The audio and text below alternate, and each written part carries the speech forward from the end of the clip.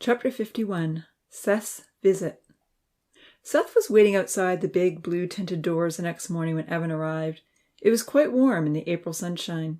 Buds were swelling on many trees. Daffodils were making an appearance, and the air smelled of hyacinth. As Evan walked through the Canadian deciduous forest towards the doors, a little worm dropped onto his coat as he passed underneath a pussy willow tree. Flicking it to the ground, Evan thought, "Figures. New buds just start emerging and the insects are ready to devour." "Hey, what's up?" he asked Seth as he drew closer. "Aren't you working for the summer?" "I don't have to be at work till 9, Seth explained, "and I'm working right around the corner." "Right," Evan recalled, remembering that Seth was working at the Blue Moon Garden Shop. "Have you asked the professor if university students can see paradise?" the redhead asked hopefully. Evan hadn't asked the question yet. His last conversation with Jax hadn't gone so well, and he knew the professor was busy with all the scientists. "Well, it's not really open to the public just yet," he stalled. Seth nodded. "But don't you think Greenville science students should have the opportunity to view paradise before the public?" Evan laughed. More than anything, he longed to show the tinies to Seth. "You've got a point," he smiled. "I'll tell you what. I'll ask the professor if I can take you in at 8 tonight for a private showing. All the scientists will be gone by then, but you'd have to keep it top secret. We can't give every science student a personal tour, not just yet." "That would be fantastic," Seth exclaimed. "I won't say a word." When Evan's message came through at 6, begging to take Seth on a top-secret tour at 8, the professor frowned. He had no desire to do Seth a favor, but he could hardly deny Evan. As much as he was upset with Evan's new views, he knew he could not manage paradise without him. However, after another full day of answering challenging questions and downplaying Odin and Ponzi's exaggerated complaints when the solar ovens were placed on the train, he was eager to get home to some peace and quiet. "Whatever you want," he texted tersely. "I'm heading home." Seth met Evan outside the rainforest entrance. Using his key card, Evan opened the doors and led his friend to the viewing hall. Sliding his card through the reader once again, the door pulled open and they walked inside. A big, bright banner greeted them. "Happy Human Life in an Ideal World" was the slogan. Seth raised his eyebrows. Before they reached the windows, Seth noticed the building board housing display. "Nice work," he said. "These were made by the tinies during the first 4 months they lived in paradise," Evan told him. "Wow, they can build houses?" Seth pointed to one structure with a veranda and decorative trim on the eaves and windows. "I really like that one," he said. "That house belonged to Zahir and Milan. They put a lot of effort into building it." Motioning for Seth to join him, Evan took him to the large window where they could look into the northern end of the enormous domed terrarium. Since it was still light outside, the sun's setting rays came through the glass greenhouse walls into the paradise room, fully illuminating the dome and even the viewing hall. "Oh, this is so cool," Seth raved. "I can see them. Wow, they are racing down that hill like maniacs." "Let's hope not," Evan said dryly. Loud shouts came through the overhead speakers. With a smile of delight, Seth marveled, "I can hear their voices." "Yes, you can. This is their fun hour. All the schooling is done in the morning. Some of them work on enjoyable activities in the afternoon, but after dinner, they usually just have fun." For a few minutes, Seth watched in fascination. "Those dogs have endless energy," he commented, seeing Emma and Rusty chasing the go-karts up and down the hill. Then he asked, "Who is who? What are all the tinies' names?" He pointed. "Who are the black couple racing down in the purple cart?" "That's Lima and Santa," Evan told him. "They surf, dance, and sing, and do a lot of work in the gardens." Right behind the purple cart was a blue one. "Zahir is the dark-haired guy in the go-kart behind them," he explained. "The blonde girl with him is Georgia. They're also very musical." One by one, Evan named the tinies. "Oh, I see a girl coming up from that building," Seth remarked, looking toward the store. "That's Amy," Evan told him. "Looks like she's finished cleaning up and is heading to the hill." They watched Amy push a carry cart of food scraps, pellets, and kibble to the hill close by the lake. "Amy feeds the animals every evening," Evan told him. "She lives up there on Rainbow Hill with 4 other girls in the big house that you can see." Evan pointed to all the hills and houses, telling Seth who lived where and what they liked to do. Suddenly Seth saw a small object fly up over the forest. He heard a splat. "What's going on?" he asked. Moving closer, they peered down into the forest. Sawed-off trees and a target practice area had been set up in a small clearing. Evan noticed the piles of dirt had increased and wondered to himself, "It's so strange the carry carts are always on the far side of the forest. Are they digging a hole over there?" "Hey, it's a regular shooting range," Seth laughed. Evan nodded. "Who are those two?" Seth inquired, pointing to the tinies who were loading up the catapult for another round. "Franz and Odom are making the compost collides," Evan informed him with a wry smile. "Usually Ponzi is with them. I'm not sure where he is. Do you see a bronze-colored, medium-built fellow with messy brown hair anywhere?" "Is he sitting in the tree with that small girl?" Evan scanned the forest, and sure enough, Ponzi was just out of sight at the target practice area, sitting in a tree with Lily. "Yep, that's him." "How old are these tinies?" Seth asked. "Well, every month for them is a year to us. They age and learn quickly, so they are about 18. Seth nodded. "I love the multiracial aspect. It's beautiful." "Yes, Professor Lemans did his best to include most nationalities. Lima looks Ethiopian. Franz is European." "European? Is he German or French or—" "I don't know the specifics on any of them, actually," Evan replied. "It's just our best guess. We asked for multiracial genetic material from the donor bank, and we were sent a selection. The professor believes Louis and Amy are European. Zahir, he says, is most likely Middle Eastern. Vahid looks Persian. Damien, I'd guess Russian. Odin, Scandinavian. Yuyan is definitely Asian. Sana is possibly Caribbean. Dia and Vanitha look Indian or Pakistani. And I believe the rest are Canadian combinations of some sort or another." Seth nodded thoughtfully. As the sun set, the tinies began to head home. Evan pointed to the older man walking down the hill with a dusky young lady who was wearing a purple sundress that glittered even in the dim lighting. Dia was waving her arms in a dramatic fashion. "Uncle Louis is the older gentleman," Evan said. "He was created about 4 human years before any of the others. You can see he's aging quickly. He's nearly 65 in our time frame." "Created?" Seth questioned. "Well, no, I mean he was, well, experimentally born." Pondering the situation, Seth burst out, "Has anyone told the tinies about God or Jesus Christ?" The professor would never allow that. "So they might live for another 5 or 6 years, our time, and then that's it?" the redhead asked with dismay. They heard the tinies saying goodnight to each other as they headed home to their dark houses. "If you were one of the tinies," Seth prodded, "wouldn't you want to know about living forever in a world that's no longer cursed? Or would 10 years in paradise be sufficient?" With a deep sigh, Evan ran his hand over the stubble on his chin. "I would like the opportunity to consider all my options," he admitted. "But how can we do that without angering the professor? He's already upset with me for telling him about God's view of human nature. Even Louis wouldn't be on our side. He's read the professor's book. Could we send in a tiny Bible? I have one at home. It's only 6 centimeters tall." "That's tiny," Evan agreed. He shrugged reluctantly. "Sure, I guess I could put it on the train," he pondered, running his fingers through his thick blonde hair and making it all stick up on end. Then he shook his head. "But the professor would see it or hear about it eventually. He would know I had done it. I'm sure that would be the end of our relationship. It's already tentative." Shaking his head decisively, Evan added, "This isn't my project, Seth. Sending in a Bible could turn the tinies' world upside down and radically change their perspectives. I'm sure that right now most of them see the professor as their God." "If I could think of a plan that wouldn't jeopardize your relationship with him, would you consider it?" Seth asked. "Perhaps," Evan sighed, feeling deeply conflicted. Twilight had descended on Paradise, and the hallway was dark. Only running lights lit up the floor and ceiling. The show was over. Turning on his cell phone flashlight, Evan began to walk toward the door. "I really appreciate you allowing me this visit," Seth said. "You're welcome," Evan replied wearily. "Are you okay?"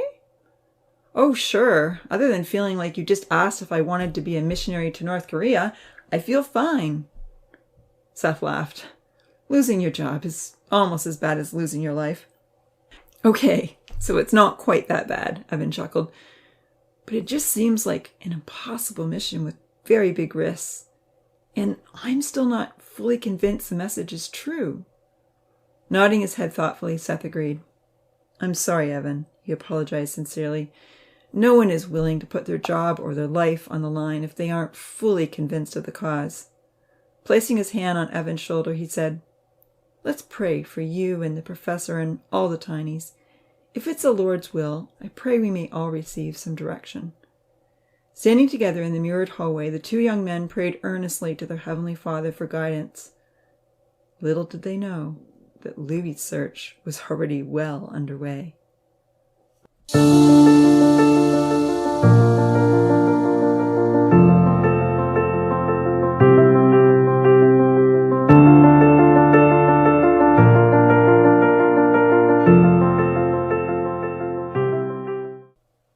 Chapter 52.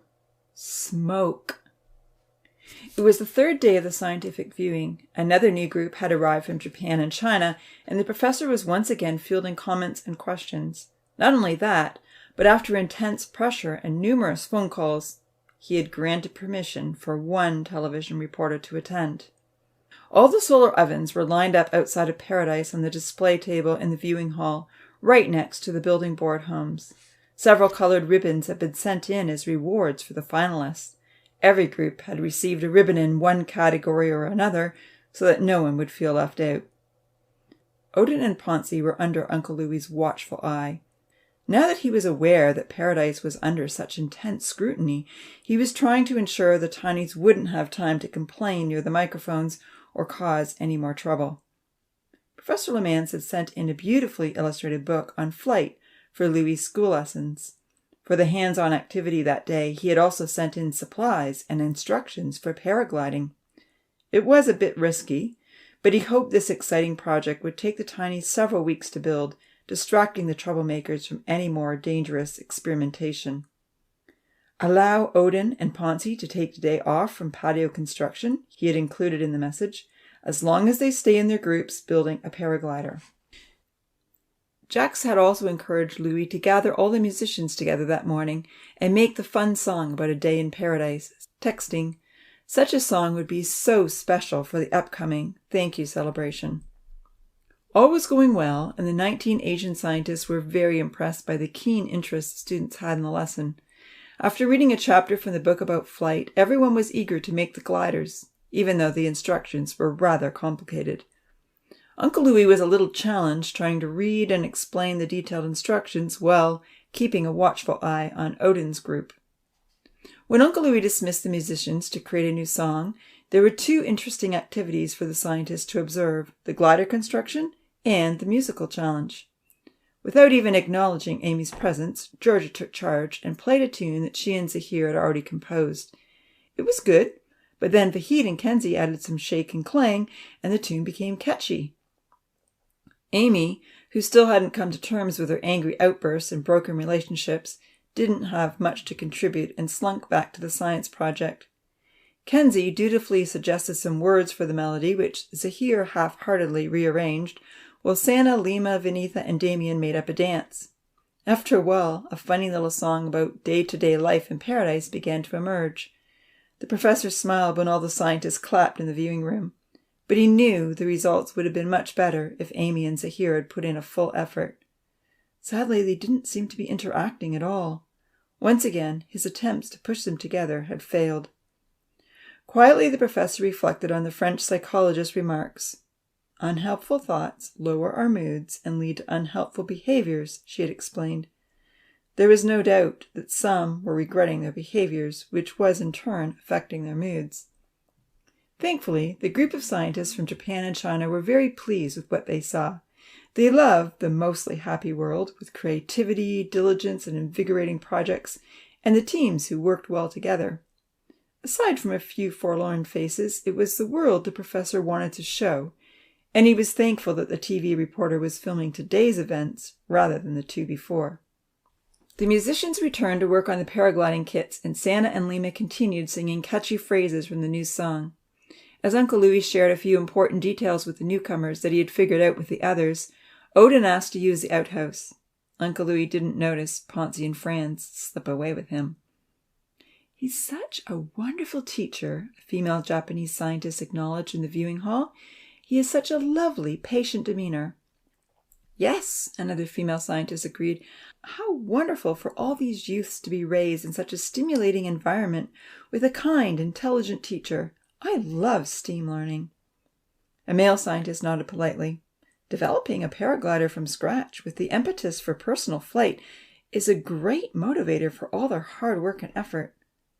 Listening happily to the complimentary remarks, the professor wasn't looking when 3 young men ran off across the field to the outhouse. He didn't see Odin, Ponzi, and Franz dash in behind Cascading Mountain or notice they had reached the North Forest. However, the professor did observe Odin come out of his den with a confiscated sheet of foil, and he was horrified. "Sailors! He's got a sheet of foil," he thought. "He must have taken it before Louis loaded up the train." "Excuse me one moment," the professor said politely to his guests.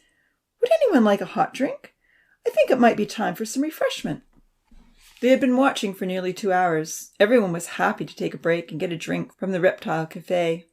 The professor quickly slipped away to the washroom. He was desperate to get in touch with Louis, but he knew that Louis was unlikely to check his phone while working with all the tinies. "But maybe he'll need to find some further instructions on Google," he told himself desperately. "I'll send him a message and just hope that he gets it." "Louis," he texted in the privacy of the men's washroom, "Odin has foil. He may be intending to make fire now or sometime later in the week. You have to get it back. It's a full sheet." Once all 19 scientists had enjoyed a hot drink at the cafe, they were happy to follow the professor back to the viewing hall. Many were making pleasant comments about his research and the beautiful biomes he had helped design in the biosphere. With a fixed smile, he held the door open for everyone. He graciously acknowledged all the remarks and answered their questions. But all the time, he was desperately hoping that if Odin tried to use the foil, Louis would notice and take it away. He was very anxious to see what was happening. Taking his place by the viewing window with all the scientists, the professor saw that Louis was still explaining instructions to the tinies who had made up the song. Hastily, he scanned the landscape, looking for Odin and Ponzi. They weren't on Mining Hill, and they weren't near the store. They weren't in any open area. And then he saw smoke. It was coming up in the North Forest, where so much dry, dead debris lay. Swallowing hard, Professor Lemann's hands began to tremble. Hardly hearing the questions that were being asked of him, he made his way over in the direction of the smoke and pressed his face close to the edge of the window. Odin, Franz, and Ponzi had started a fire and were dragging over dead branches from the discarded treetops. "Oh la la, this could destroy everything," he thought, breathing rapidly. He deliberated how he might get Louis's attention. Louis would never hear the phone ring inside the cave.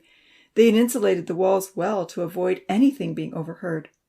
"I could run into the office and bang on the glass dome," he thought. "But would any of them get the message, or would they just be scared?" Turning to the crowd of scientists, the professor smiled and said, "How foolish of me. I forgot to tell you that you are all entitled to a complimentary dessert. If you'd like to enjoy one of our fabulous cheesecakes or homemade ice cream, you may head back to the cafe. Just tell them that it's on me." "Oh, how lovely," several scientists replied. Most took the offer. But to the professor's dismay, the TV reporter did not. As the scientists exited the hall, the professor heard a distant beeping sound coming from his office. A flashing red light caught his attention. His phone began to vibrate. When the rain began to fall inside the dome, Louis looked up and spotted the smoke. "I'm just going to head into my office for a moment," the professor told the reporter. "I'll be gone for a few minutes. Feel free to enjoy yourself in the cafe." With his camera pointed toward the smoke, the TV reporter declined. "I'm not a dessert person. I'll wait here." The professor's heart sunk. A fire in paradise would make the news headlines. But there was no time to lose. Hastily, he strode to the locked door in the viewing hall. Punching in the code, he let himself in and then darted through the corridors, the elevator entrances, and into the paradise room. First, he checked that the Rainmaker was following emergency protocol.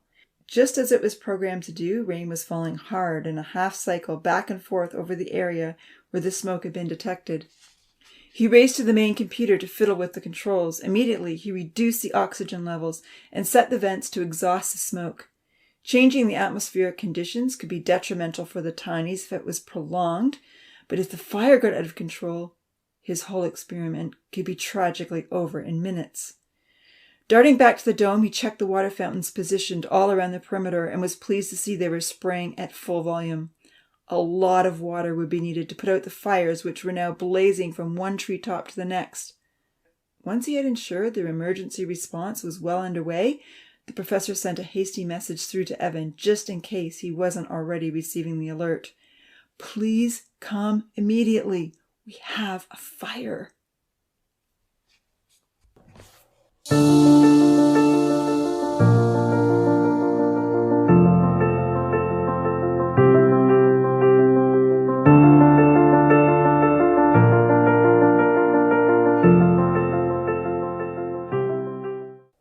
Chapter 53.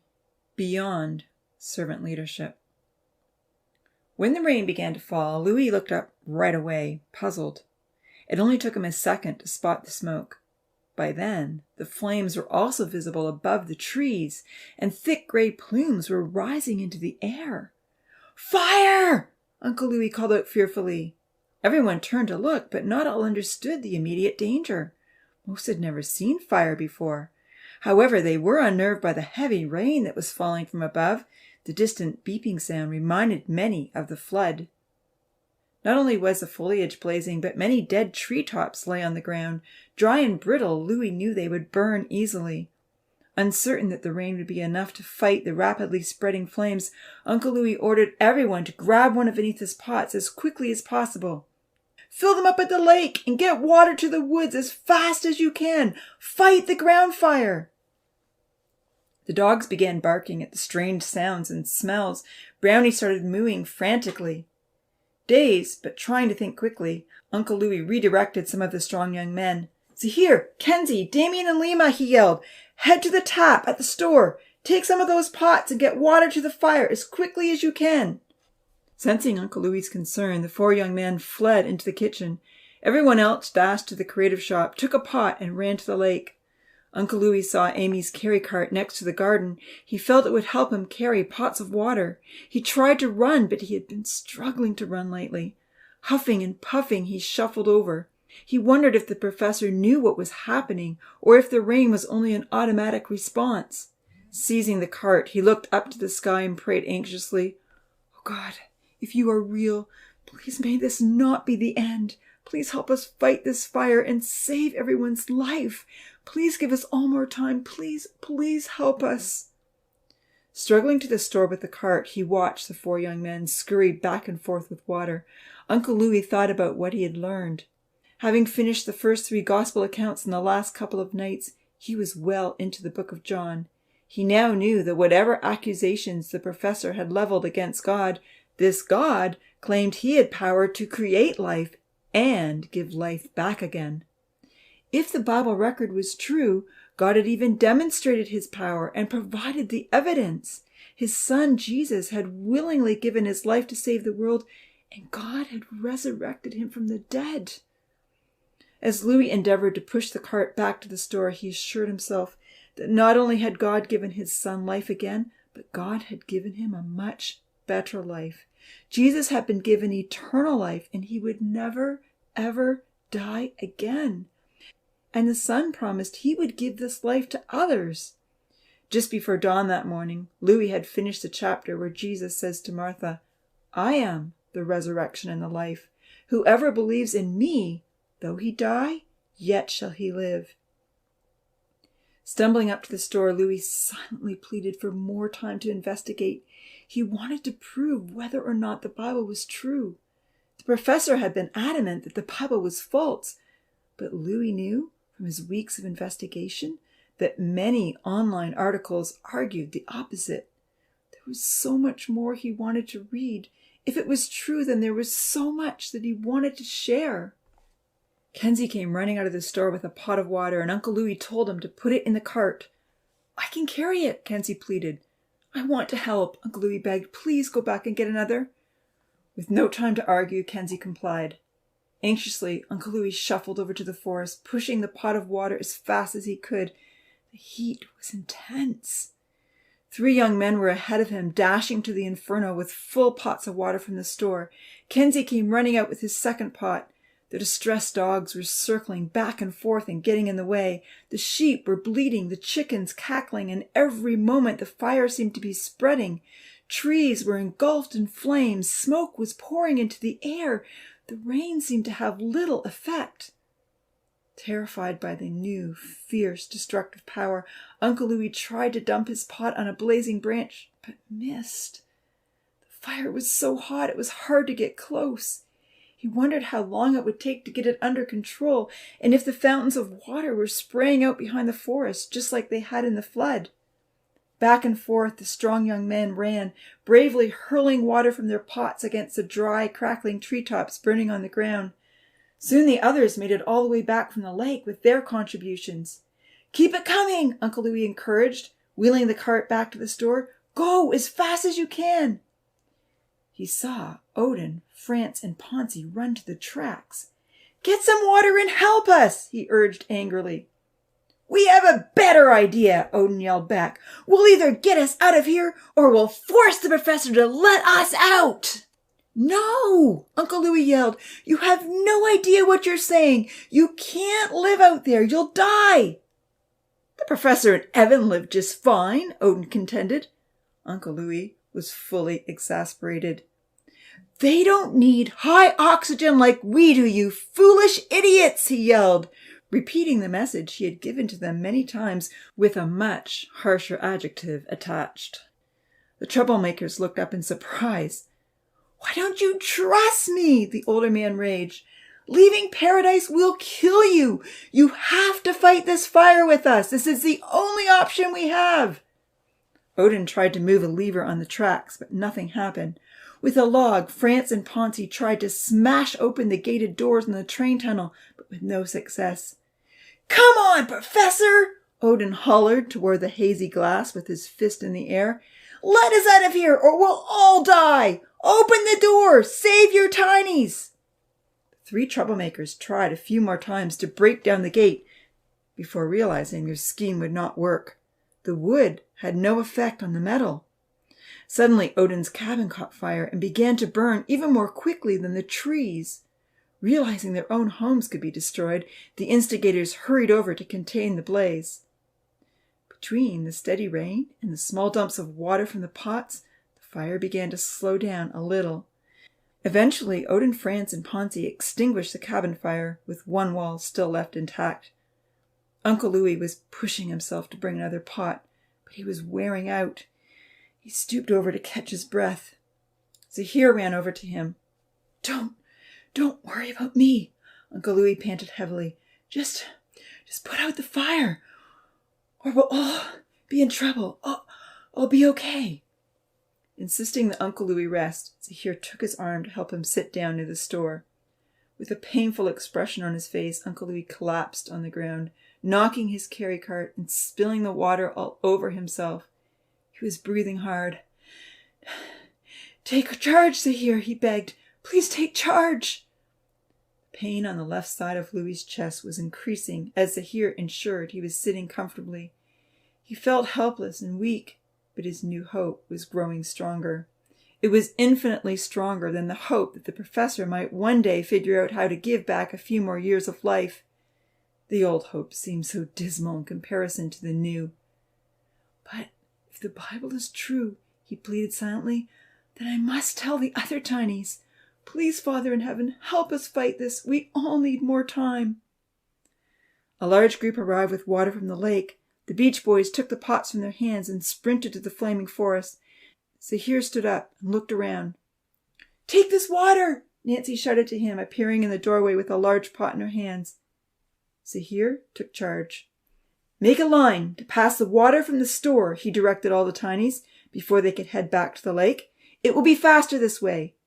Hastily, he told everyone where to stand and demonstrated how he wanted them to pass the water from one to the other and then reach back for the next. "Kenzie and Vahid," he yelled out, Go into the store and help Nancy fill pots of water and pass them to everyone outside. Don't stop till the fire is out." Kenzie and Vahid ran into the store to help Nancy. Taking the first full pot that came down the line from the new water brigade, Zahir darted toward the burning forest. Odin, France, and Ponzi were fiddling once more with the train tracks. Zahir hollered for them to help. Only Ponzi responded, running over to grab the next pot. The Beach Boys caught on to the new system, and it began to work well. The fire had burned down the trees that had once blocked the target practice area from view. Close up to the front lines of action, Amy continued to pass pots from Santa to Lily, Lily to Tina, Tina to whoever grabbed it from her hands. In the flurry of action, Amy saw flames leap up from the dead treetops around Odin's tall catapult. She saw the tall structure begin to waver. Even closer to the flames, Zahir and the Beach Boys were heaving water on the fire that was still blazing along the ground. Amy reached back for another pot. When she turned to pass it to Lily, she cast a worried glance toward Odin's contraption. It was leaning heavily to one side. Ponzi grabbed a pot from Tina and ran over to toss water against the fiery base. Suddenly, the whole thing toppled over.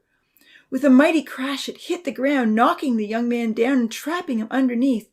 Everyone heard Ponzi cry out in pain. Amy could see his arms and legs thrashing as he desperately tried to free himself. She heard Zahir yell out in horror, "No! No!" Lily became hysterical and paralyzed by fear. Large flames were spreading along the fallen catapult tower, reaching out for the bronze-skinned youth. Several girls screamed and froze in action. As if in slow motion, Amy saw Zahir turn to Damien and Lima, who were heaving water against the burning treetops. "We've got to help him," he pleaded. Ponzi was nearly surrounded by a fast-moving inferno. Everyone could see that helping him might entail serious burns to themselves. "No way," Damien yelled back. "Ponzi started this fire. I'm not risking my life for him."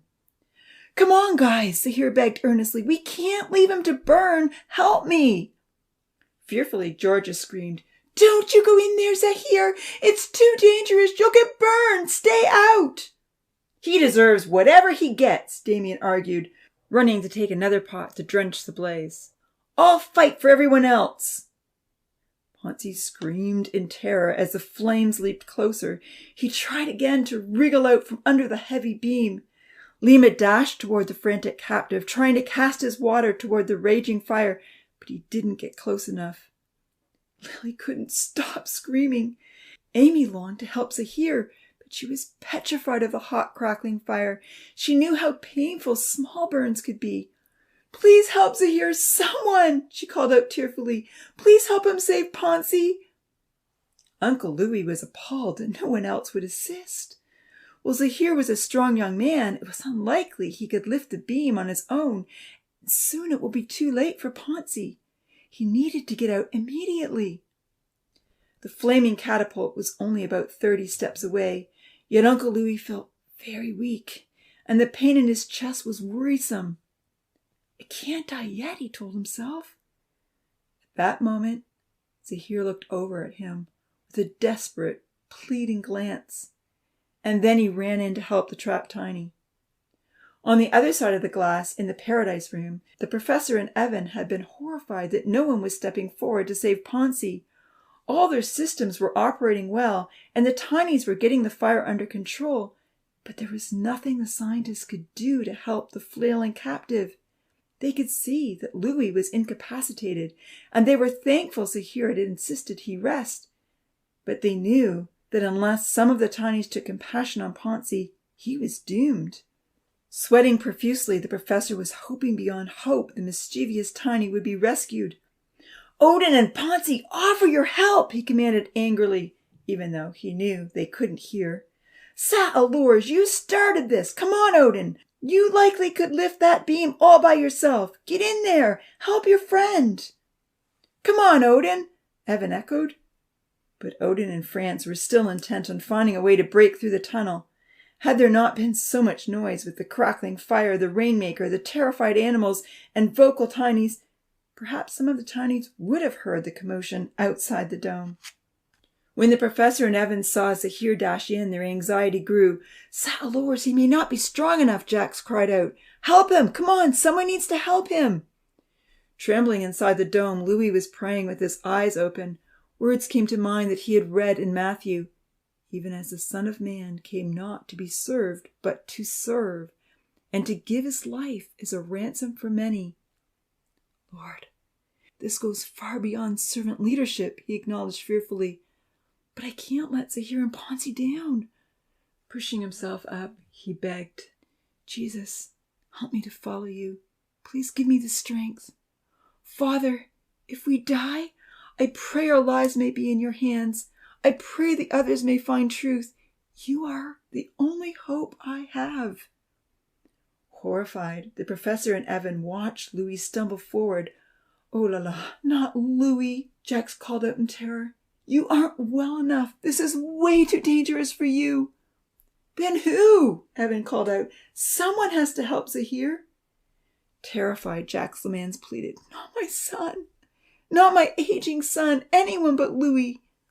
Fearfully, he exclaimed, "Salors, what if we lose all three?" Louis forced himself toward the burning catapult, Zahir and Ponzi. The swarthy young man pulled on the non-blazing end with all his might, and the beam budged a little. He heaved again, moving it a little further, but he wasn't quite strong enough. Flames were leaping all around him and Ponzi. Evan felt hopelessly powerless as he watched the intensely dangerous mission. He saw Uncle Louis reach the beam and try to help. "You can do it, guys. You can do it," he encouraged from behind the glass. But he was also worried they might lose all three. Georgia was calling out in terror, begging Zahir to get out of the dangerous fire immediately. Santa was shouting for Amy to grab the next pot. Terrified by the drama, Amy tried to keep up her part in the brigade. Pot after pot was passed up the line as she watched Zahir and Uncle Louis drag the blazing beam off Ponzi's back. Procuring another pot, Lima bravely endured the heat to dash water against Ponzi, squelching the fire that had taken hold of his clothes. With no time to lose, the tall black youth sprinted back to the brigade. Only by then, the spreading flames had also reached one courageous young rescuer. "Zahir!" Uncle Louis shouted. "You're on fire!" Zahir looked down and saw that tongues of fire were leaping up his leg. Panicking, he tried to run, but tripped and fell. Georgia jumped up and down, screaming with all her might. Amy dropped a pot of water, paralyzed by fear. "Roll!" Uncle Louis yelled. "Suffocate the flames!" Quickly returning to the scene, Lima doused Zahir as he rolled away from the heat. Uncle Louis collapsed on Zahir, trying to put out the fire in his hair. Damien and Franz threw water on them both, finally extinguishing the brutal flames. Exhausted, Uncle Louis was gasping for breath. He couldn't move. Zahir and Ponzi lay on the blackened terrain, writhing in agony with severe burns, but finally out of immediate danger. The rainmaker passed over, drenching their bodies. The catapult was no longer on fire, but a new flare-up had engulfed a group of firs which stood close to the biggest pile of dead branches. "Fight the fire, everyone!" Damien commanded with a loud, domineering voice. "We can't give up now!" Amy longed to run to the 300 men, but she realized if they didn't stop the blaze, the situation would get even worse. Fearful for their lives, the Tinies gave every last bit of strength and speed to bring water to the blazing evergreens. Even Franz and Odin gave up on their plans to break free and fought hard. In the kitchen, Nancy, Kenzie, and Fahid carried on, rapidly filling the pots, running back and forth, handing them to Vinitha and Georgia. One by one, the Tinies quickly passed the precious liquid all the way up the line. Lily broke rank and ran to Ponzi, but she had been in such hysterics that she hadn't been helping much anyway. Charlie and Milan were at the front line, passing pots to the Beach Boys, who continued to defy the dreadful heat in order to hurl water against the flames. Inside the Paradise Room, the professor and Evan were relieved that Ponzi had been rescued, but horrified over the dangerous situation that now threatened 3 lives. Louis seemed to be suffering a heart attack, while Zahir and Ponzi were reacting to major burns. On the phone to Farouk, Jax begged for help and advice. Evan called Rachel, urging her to come immediately as he ran to the supply room to load the train with the stretcher and supplies. Streams of water from the fountains behind the forest finally began to reach the hottest spot, quenching the inferno at its base. After a long 5 minutes, with the steady supply of water pots, the constant outpouring from the rainmaker and fountains, the fire finally died out. The frontline workers collapsed on the ground, worn out from the ordeal. Some were only now feeling the singes on their limbs. A large section of the forest had been decimated and lay in blackened ruins. Uncle Louis wanted to get up and see who was hurt and who needed help, but he couldn't rise. His heart was thumping wildly. He could hardly breathe. Pain shot down his left arm. From the nearby air jets, the breeze intensified. Cool air blew over everyone, pushing the smoke away and bringing in much-needed oxygen. Rain poured down once again as it passed overhead. Turning his head sideways, Uncle Louis saw Amy and Tina rushing toward them with the first aid kits. Georgia and Kenzie followed close behind. He knew that the 2 young men beside him needed immediate attention and others had minor burns, but he was unable to do anything about it. Breathing a prayer of thanks that all the lives had been spared, Uncle Louis closed his eyes and blacked out.